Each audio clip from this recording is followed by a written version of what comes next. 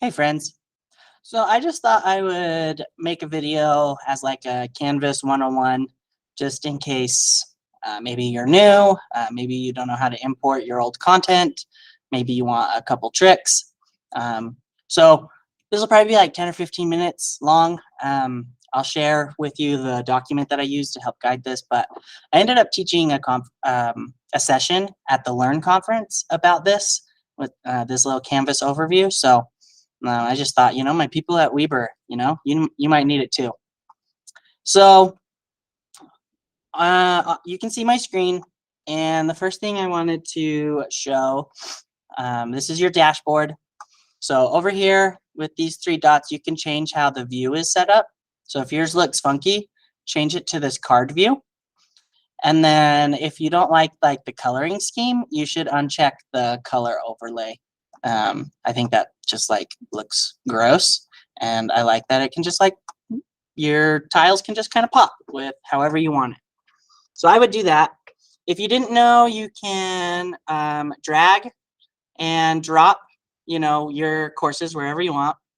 I'm kind of playing with a rough draft version here, so that's why that little box was popping up. But you can just drag and organize your courses however you want. And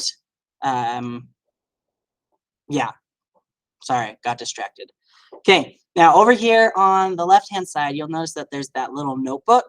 So if you click that, you can see a list of, your courses that are both published and unpublished. If you go down one more and click the link that says all courses, this will show you, as it said, all of your courses. And you can just star or unstar the courses that you want shown to appear on your dashboard. So if you have a ton of stuff on your dashboard and you're just like, oh, get me out of it, I don't use that anymore, go to this and uncheck the star, and then it's out of sight and out of mind. It's a little tricky to unenroll from some of the courses, so I just think it's best to just click the stars that you want to, of the courses that you want seen, and then uncheck the stars for everything that should just kind of go away.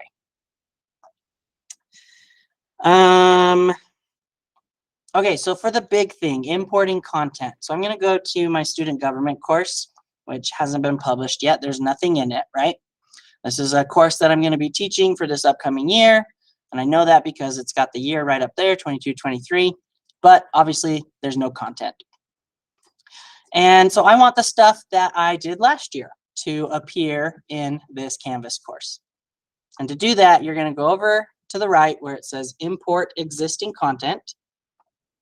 I'll check that box. And we're going to start the import. We're going to copy a Canvas course.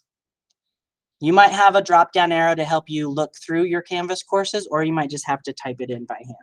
I'm going to type in student gov, right? And these are my options. I have a course from a couple of years ago, but I just want the one directly from last year to steal the content, to steal my content back. So I'll check that. Now I have the option of importing all of the content or selecting specific content. I'll do select specific content just to show you how that'll look. But then you will click adjust events and due dates and then remove dates. That's what I do. I don't want those due dates from last year anymore. And so I'm going to remove them entirely. Perhaps you're smarter than me and you could do this shift dates and figure that part out. But like I said, I just keep it simple and remove all dates, and I'll start that part from scratch. Now, remember, I clicked select specific content. There's nothing I have to do yet, but right now I'm going to click import. And then you'll notice that the job pops up, and here's the option to select that content. So I can check, okay, I want those settings, I want my syllabus. What modules do I want to come back? Do I want just first quarter and quarters and cans and third quarter? Do I want to ignore the other modules? Right, you can even do that for assignments and quizzes and etc. So if you're very particular about what you're bringing into your Canvas course for this upcoming year, select the specific content. For me, and I'm going to do this right now since I need to, I'm just going to bring everything into my new Canvas course. So I'm going to do all content. And then as I need to play around with it on a little bit closer basis, I'll do that. So then I'm going to click import. Now my job says that it's waiting. In a minute, a blue bar will pop up and it'll show you your progress. It doesn't take very long. Oh, I think I did the other way around again. My bad. But the blue bar won't take very long. You can go off screen and navigate other things on Canvas while it's loading. All right, moving on. Going to your course, let's go to some of the settings. So on your left-hand side, you have, your menu of options. And if you scroll all the way down, there's going to be a settings tab. So I'm going to click that. Here's where you can upload an image. You can even upload a GIF if you want that to be the cover of your tile. And the way you do that is just go online, find the picture, save it to your downloads folder, to your desktop, save it to a flash drive, whatever you do your thing, just save it, whether that's a picture or a GIF.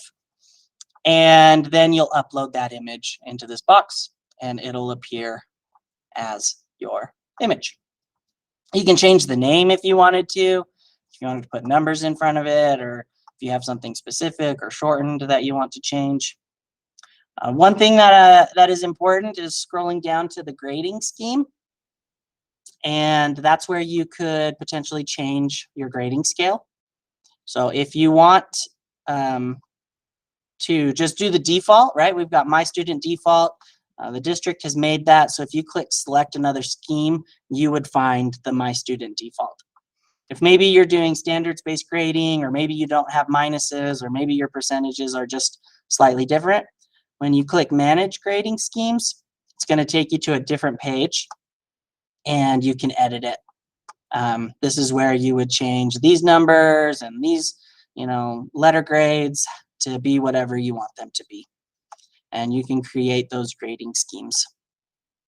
And then one thing I would do is just tell your students and parents, like, hey, the grade that's in Canvas, like that's probably your most accurate grade, especially if you're doing all of your classes and grading through Canvas, then obviously that's what you should tell them. But if you have a few My Student assignments here and there, or whatever that you import, that way instead of through Canvas, just at the end of the grading periods, midterm, end of quarter, just pull up both and make sure that they do match each other, especially if you've changed your grading schemes. And you can change your grading scale in My Student as well, so that you can get it to be unified.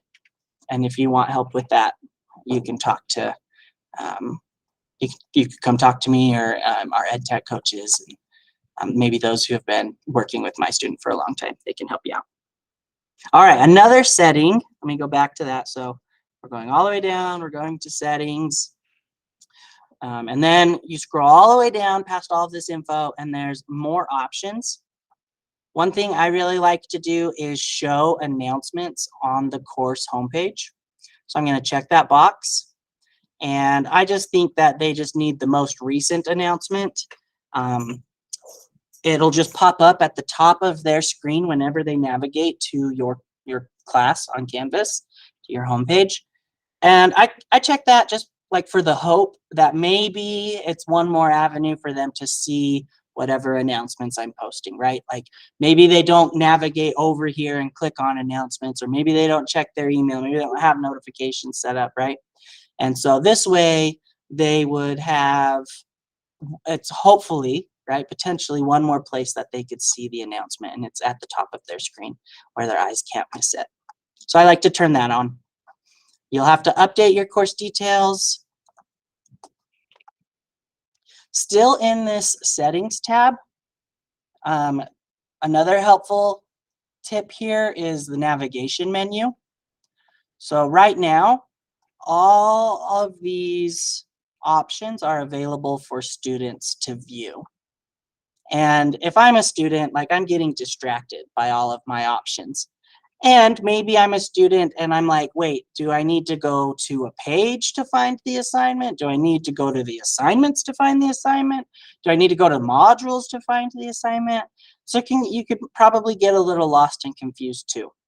So what I think is, I don't know, I guess the way I do it is you drag and drop all of the ones that you don't want, and those will be hidden from student view.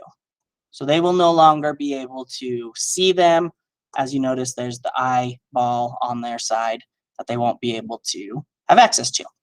And then you would just leave the ones in there that you do want them to look at and be able to click on and access. For me, I do everything through modules. So I'm going to even hide the quizzes button. I'm going to hide the assignments button because I just want them to be on that landing page of the module where I build it all into that framework. And so if they go to the module, they just have to click in there and then they would find the page that they need to be working on. They would find the assignment that they need to be working on, or they would find, that quiz. And it's in order, and I'll show you that in just a second too.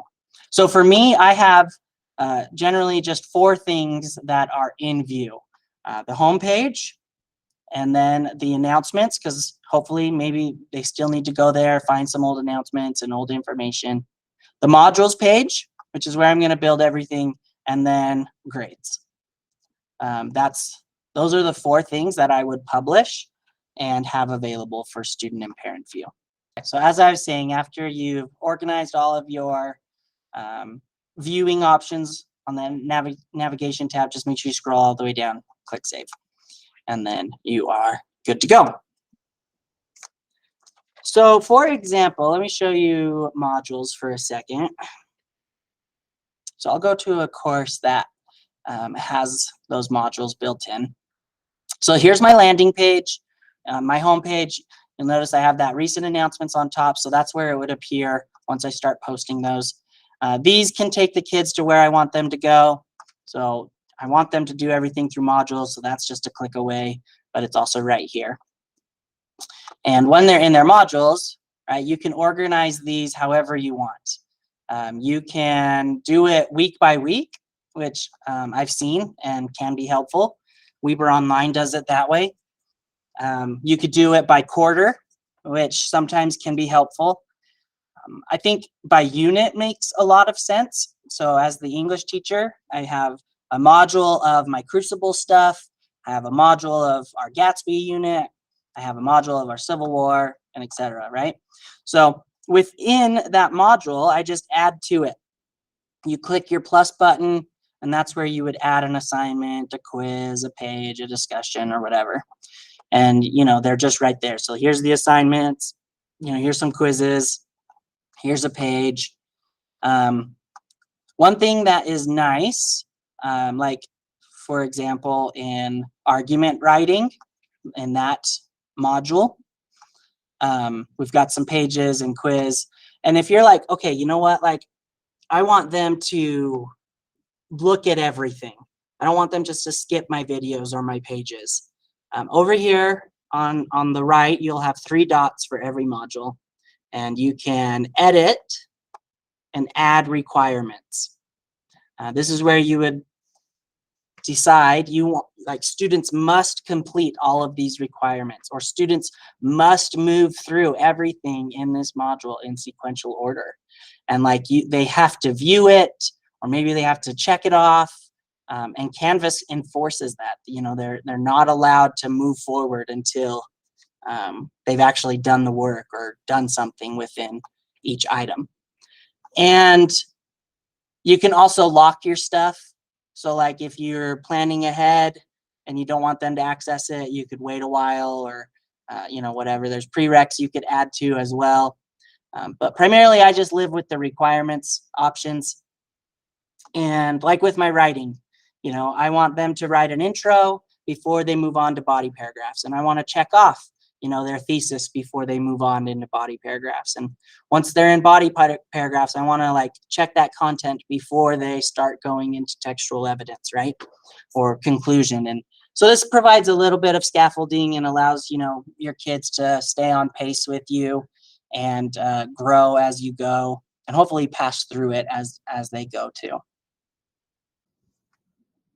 All right, that's probably all I got for a quick little crash course on getting Canvas set up. Have a few other tips. I'm no expert, but if you want to come my way, Room 240, and ask, I'd be happy to help or point you in the direction of our experts who can provide a little bit more technical support with Canvas. I know, like in my English friends, like Joni Saunders, when she comes back from her maternity leave, she's really great. Or Brandon Hawks, he's awesome with Canvas.